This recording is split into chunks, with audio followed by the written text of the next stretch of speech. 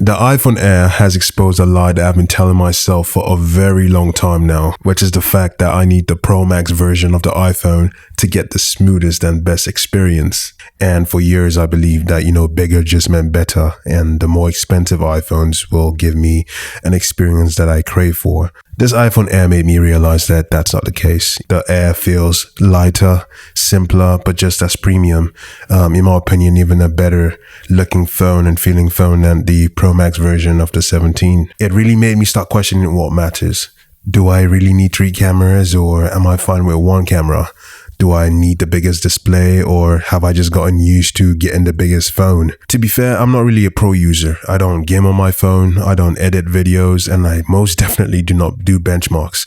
I use my phone as a normal person would, I FaceTime, send text messages, iMessages, scroll through social media, and interact with different apps that I see fit during the day. This isn't just an iPhone Pro Max comparison video, it's more of a realization that the iPhone Air is more than capable for most people in the world. And let's start with this phone's design and feel. It is amazing. The first thing I notice is the weight. It is so light, it's ridiculous. And it's a big deal because if you compare the weight of just my iPhone 15 Pro Max and compare that with the iPhone Air, including the MagSafe wallet, the iPhone Air plus MagSafe wallet still is lighter than the 15 Pro Max alone, which is mind-boggling to me. That is a big deal. And the most impressive thing about this phone is that it's still made from titanium, the same material used in the 15 Pro Max, but so much lighter. Obviously, you've seen the Jerry Riggs video from trying to bend this thing. It's literally indestructible. Okay, let me reel myself back in. I'm doing it a little bit too much, but you get what I mean. This phone doesn't feel fragile. If anything, it feels ergonomic. It feels comfortable and very natural in the hands. I just stopped thinking about the phone in my hands. It kind of disappears, If I'm being honest, I'm not impressed by how thin it is. I'm really impressed by how light and effortless it feels in the hands. It's most definitely a feat of engineering. I've got to say, this phone is so beautiful. It's probably the most aesthetically pleasing phone that I've seen from Apple. But it's not just all praises. The back is a fingerprint magnet and the side rails is a fingerprint magnet. Let's just say it's a lot of microfiber cloths that I use to, keep this thing clean. All right, so next up is comfort and daily use. Obviously, I already spoke about it earlier. This phone is so much easier to hold while lying in bed or walking around. I do not have the fear of dropping it because it's too heavy or my hand is too jaded from holding the phone. I used to feel that a lot from the 15 Pro Max, so usually I put a case on if I'm going outside for a long time. One-handed use definitely feels possible again, typing, scrolling, and replying quickly. Yes, I have bigger hands than most, but I usually used to have so much problems with the Pro Max versions. It's more like a two-hands phone or one hand and swipe and, do that shimmy with the phone. With this phone, I don't feel that.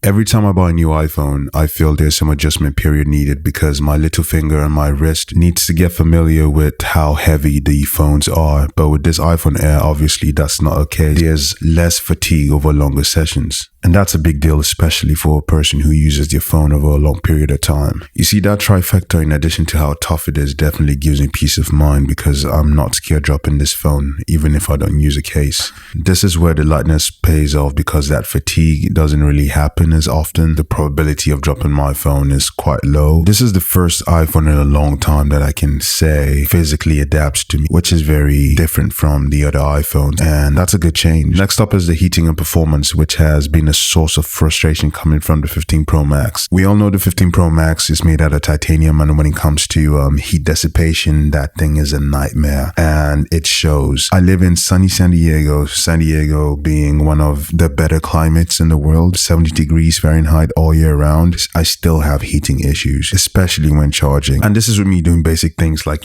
taking pictures with it lagging just because of how hot it is, or typing, scrolling. That extra second lag was very frustrating because obviously after me spending all this money, it's like, why is this thing so slow? And truthfully, it was a very frustrating experience. I did not want to use my phone. I honestly just thought it was a normal iPhone behavior because this is the Pro Max version of the iPhone. It's just a 2-year-old iPhone. So why am I facing this experience? I wasn't expecting too much going to the iPhone Air because in reality, it wasn't the Pro Max version of the latest phone. So I wasn't expecting much from it. Boy, was my mind blown when I actually put that SIM card into this iPhone Air. You see, those issues faded away, which is crazy because it's also made out of titanium.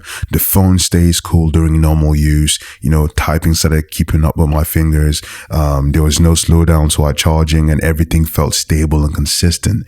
And this was supposed to be one of the less powerful phones for the newer generation of iPhones. That's when I realized that this isn't about power, but more about sustained performance, which this phone handles amazing. All right, so I've been talking about the good things of this iPhone, so it's time to talk about some things I'm not really a fan of. And the first thing will be the speaker. I really wanted to give the speaker a chance. I FaceTime again. I like to play podcasts or music sometimes through my phone, and it's important to have a good speaker. But having this one speaker was definitely a big problem for me because any just external noise drowns the speaker out, and it wasn't the same experience as the other phones I was using. And I did a test actually. There are times where I shower, I use my phone in the shower, and that's when I realized that this one speaker setup wasn't going to work. Due to the fact that there's just one physical outlet for sound to pass through, it also means that sound can be blocked from that physical outlet.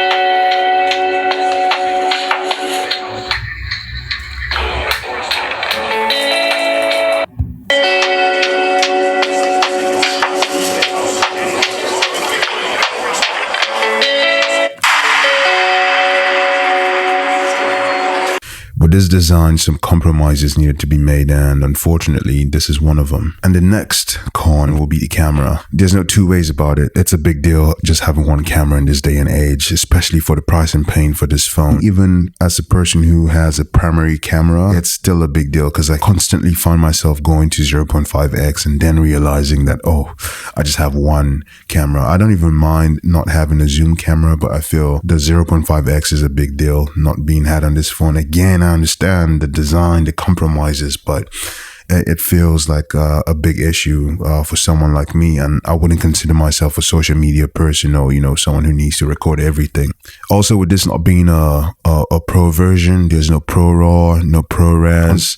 On paper, this sounds like a downgrade, but in real life, I feel it simplifies everything. There's no thinking, no choosing lenses. The single 48 megapixel camera is fast, consistent, and reliable, which is, perfect for messages, everyday moments, or social media. This is not a make money with your phone camera. Really and truly, not everyone needs to be a cinematographer with your iPhone. It does feel like an every moment camera and not a cinematic one. It's just about picking your poisons. For me personally, this was a hindrance, but I feel there's a lot of people in this world who wouldn't mind a single camera. The front-facing camera, though, is a big upgrade. It has the same camera as the Pro Max version, so you already know it's the better camera. Obviously, everyone has talked about the square lens inside of it. I'm not even going to go deeper into that, but it definitely is an upgrade from other versions of the iPhones. A different drawback for me personally coming from these Pro versions is the battery life. The battery life is decent. It's okay, especially with the fast 20-watt charging,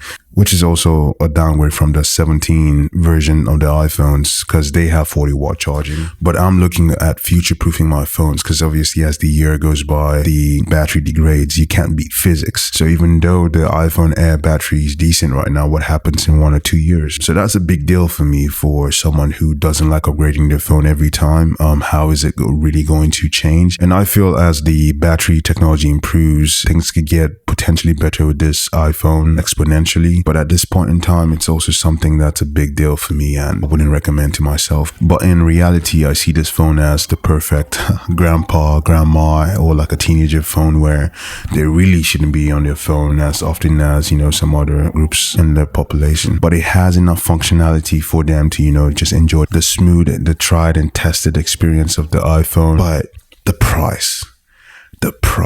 If this was a $700 phone, I'd recommend it to so many people, but I really can't justify the price that even as a second phone. I do not want a almost $1,000 secondary phone. That's just too expensive. That's too steep. Obviously, I understand the research and development being put in this phone is what has jack the price up, because even the sales rep in the Apple store tells me this iPhone isn't pushing weight. The possibility of a Gen 2 of this phone, I don't know if it's going to happen. Which is going to be sad because this really is a good phone. But again, it's that price that, stops me from recommending this phone to a majority of people. This iPhone definitely made me rethink what the iPhone experience is. You see, the Pro Max version of phones are impressive on paper, and most people don't even use the full capability of it. While this iPhone Air, in my opinion, provides the ultimate iPhone experience. It truly reminds me of that time Steve Jobs unveiled the MacBook Air. And when it first came out, obviously it was expensive due to the R&D, but now you can find those MacBook Airs for $799, if not even cheaper. So if this phone continues for the next couple of years, I definitely feel like it should get cheaper. And if it does get cheaper, it should be one of the better recommended phones. And this brings my closing to a dilemma, because the best iPhone isn't the iPhone with the most features. It's the one you enjoy using every day. And with this iPhone, in the history of iPhones, what's my favorite?